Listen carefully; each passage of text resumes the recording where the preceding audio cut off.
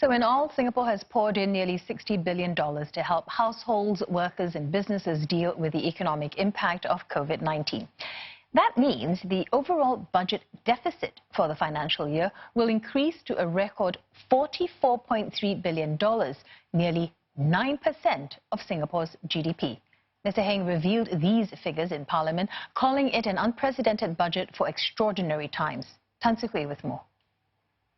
Under what it dubbed the Unity Budget, Singapore unveiled a $6.4 billion package in February to cushion the economic fallout from COVID-19.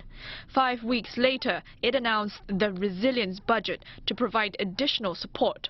This cost $48.4 billion, with the government drawing up to $17 billion from past reserves. The latest stimulus package, called the Solidarity Budget, will cost $5.1 billion, out of which $4 billion could come from past reserves. Altogether, the COVID-19 support measures cost nearly $60 billion, or about 12% of Singapore's GDP. These will increase the overall budget deficit for the financial year to more than $44 billion.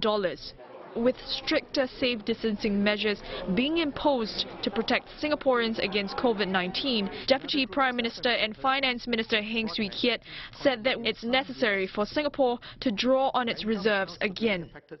Additional support will be required to save jobs, preserve capabilities, and provide immediate direct assistance to Singaporeans to help them tide through this exceptional and difficult period.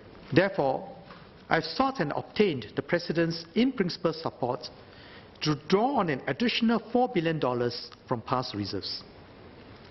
Specifically, this will be used to fund the Enhanced Job Support Scheme, the Temporary Bridging Loan Program and Enterprise Financing Schemes, and the Solidarity Payments to Singaporeans.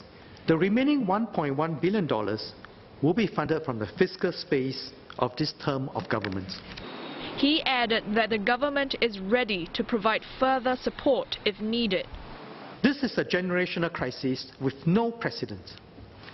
We have brought all our resources and administrative capacity to bear to mount a national effort for our workers, businesses and families to protect both lives and livelihoods. We have the plans and the financial resources to carry out these plans without burdening future generations with the bill. We are grateful to our founding generations for their foresight and discipline. The key now is how we can pull together in solidarity as a nation to implement these plans and make adjustments as the situation continues to evolve. Mr. Heng said the government needs the people's trust and confidence to pull through the pandemic, which is why it has been transparent and honest about the challenges ahead. He called on Singaporeans to adjust their routines, mindset and habits to cope with the circuit breaker for the next month.